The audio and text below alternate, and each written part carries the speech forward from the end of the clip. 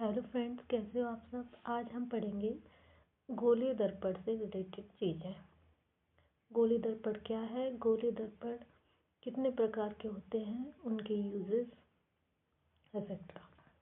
तो सबसे पहले हम देखेंगे, पहला जो टॉपिक है हमारा ये है गोलीय दर्पण क्या है, यानी गोलीय दर्पण की डेफिनेशन क्या है। ऐसे दर्पण जिनका परावर्तक पृष्ठ कैसा होता है, गोलीय होता है। ऐसे दर्पण जिनका परावर्तक पृष्ठ गोलीय होता है क्या कहलाते हैं, गोलीय दर्पण कहलाते हैं। ऐसे दर्पण जिनका परावर्तक पृष्ठ गोलीय है, गोलीय दर्पण कहलाते हैं। अब गोलीय दर्पण कितने टाइप के होते हैं। गोलीय दर्पण दो प्रकार के होते हैं। पहला है कौन सा, अवतल दर्पण, और दूसरा है आपका उत्तल दर्पण। अब पहले हम देखेंगे कि अवतल दर्पण यानी कॉनकेव मिरर। कॉनकेव मिरर क्या होता है, दूसरा कॉन्वेक्स मिरर क्या होता है। तो कॉनकेव मिरर क्या होता है, यानी ऐसा दर्पण जिसकी परावर्तक सतह गोले के अंदर की ओर होती है। ऐसा दर्पण जिसकी परावर्तक सतह गोले के अंदर होती है, कौन सा दर्पण कहलाता है, हमारा अवतल दर्पण कहलाता है। दूसरा उत्तल दर्पण जिसकी परावर्तक सतह गोले के बाहर की ओर होती है, क्या कहलाता है, उत्तल दर्पण कहलाता है।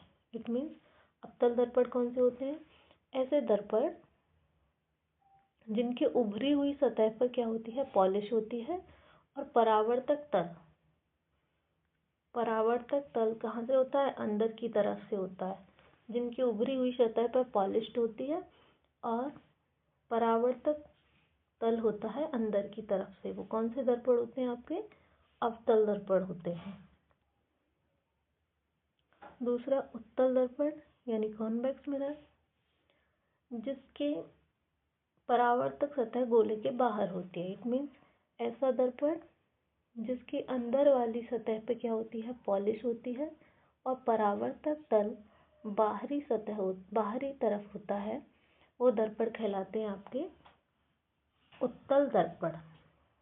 यानी अवतल कौन से होते हैं, ऐसे दर्पण जिनकी बाहरी तरफ यानी उभरी हुई सतह पर पॉलिश होती है, परावर्तन अंदर की सतह से होता है, अवतल दर्पण कहलाते हैं। और उत्तल दर्पण ऐसे दर्पण जिनकी अंदर यानी दबी हुई सतह पर पॉलिश होती है और परावर्तन बाहर की सतह से होता है, उत्तल दर्पण कहलाते हैं। नेक्स्ट देखेंगे आगे, ये दोनों दर्पण की इमेज है। ये है आपका उत्तल दर्पण, जिसकी अंदर वाली जो सतह है उस पे क्या हो रही है, पॉलिश हो रही है, यानी कले किया हुआ तल। और जो परावर्तक तल है, परावर्तन कौन सी सतह से हो रहा है, बाहर वाली उभरी हुई सतह से हो रहा है परावर्तन। तो ये कौन सा दर्पण है, आपका उत्तल दर्पण। और अवतल दर्पण में क्या है, ऐसा दर्पण जिस पे पॉलिश हो रही है बाहरी सतह से, यानी उभरी हुई सतह को क्या किया गया है, पॉलिश किया गया है, और परावर्तक तल कहाँ से, अंदर की तरफ से। तो ये कौन सा है, आपका अवतल दर्पण। तो दोनों दर्पण क्लियर हो गए। यानी ऐसा दर्पण जिसकी उभरी हुई सतह पर पॉलिश होती है और परावर्तन अंदर यानी दबी हुई सतह से होता है, अवतल दर्पण कहलाता है। दूसरा उत्तल दर्पण में क्या है, ऐसा दर्पण जिसके दबी हुई सतह यानी अंदर वाली सतह पे क्या होती है, पॉलिश होती है, और परावर्तक तल होता है उभरा हुआ, परावर्तन होता है उभरी हुई सतह से। कौन सा दर्पण कहलाता है, उत्तल दर्पण कहलाता है। नेक्स्ट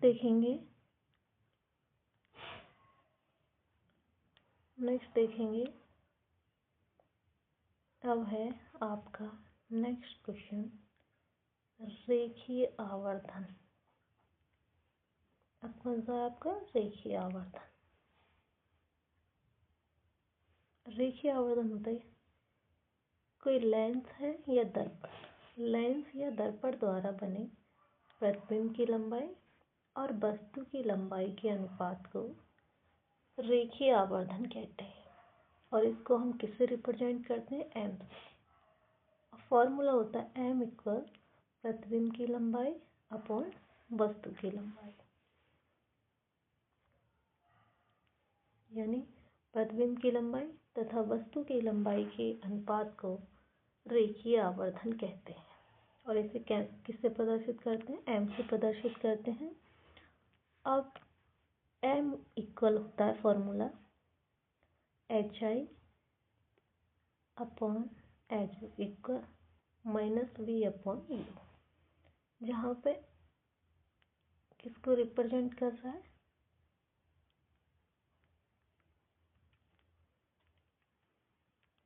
प्रतिबिंब की लंबाई को। और दूसरा ये क्या है आपका? हाइट ऑफ ऑब्जेक्ट, यानी वस्तु की लंबाई। दूसरा यू क्या है और वी क्या है? यू है आपकी ऑब्जेक्ट डिस्टेंस, यानी ध्रुव से सारी दूरियां कहाँ से मापी जाती हैं? ध्रुव से वस्तु तक की दूरी। और ये है आपकी ध्रुव से लेकर कहाँ तक की दूरी? प्रतिबिंब तक की दूरी। ये जो फॉर्मूला है ये किसके लिए है? दर्पण के लिए।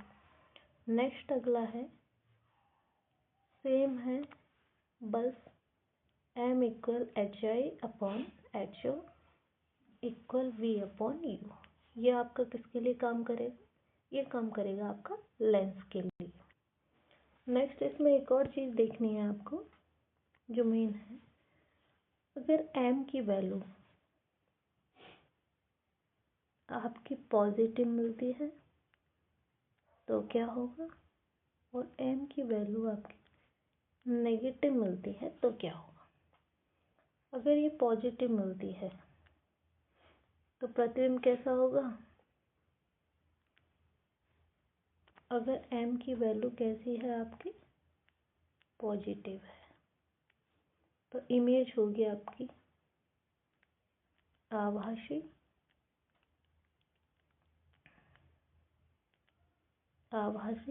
और सीधा। दूसरा, अगर m की वैल्यू नेगेटिव है तो इमेज कैसी होगी आपकी? इमेज होगी आपकी रियल इन्वर्टेड, यानी कैसी होगी फिर? वास्तविक होगी और उल्टी होगी। यानी m की वैल्यू पॉजिटिव है तो क्या होगा आपका?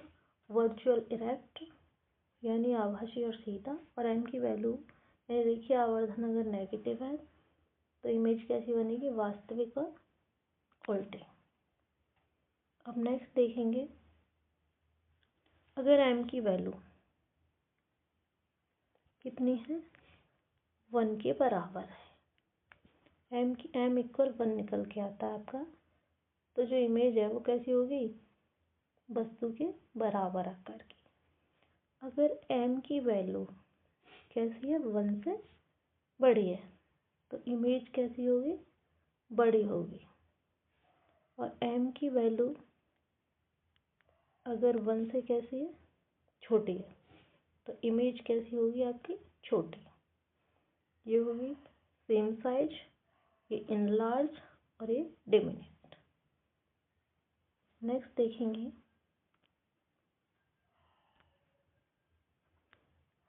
नेक्स्ट क्वेश्चन है आपका, अवतल दर्पण के क्या क्या यूज हैं? जो आपने अभी अवतल दर्पण पढ़ा था उसकी उपयोग क्या क्या है, कहाँ कहाँ आप अवतल दर्पण का उपयोग कर सकते हो? पहला है आपका सेविंग मिरर में, दूसरा लेज़र लाइट, दूसरा जो ENT डॉक्टर हैं, नाक कान गले वाले जो डॉक्टर हैं वो भी किसका यूज करते हैं? अवतल दर्पण का उपयोग करते हैं।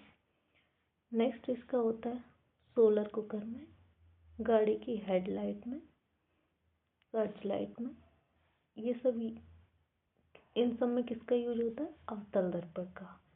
नेक्स्ट हम देखेंगे उत्तल दर्पण। उत्तल दर्पण के यूज क्या क्या है? उत्तल दर्पण कहाँ कहाँ यूज होता है? दूरबीन में होता है, साइड मिरर में होता है, यानी ड्राइवर के साइड में जो मिरर लगा होता है वो भी कौन सा होता है? उत्तल दर्पण होता है।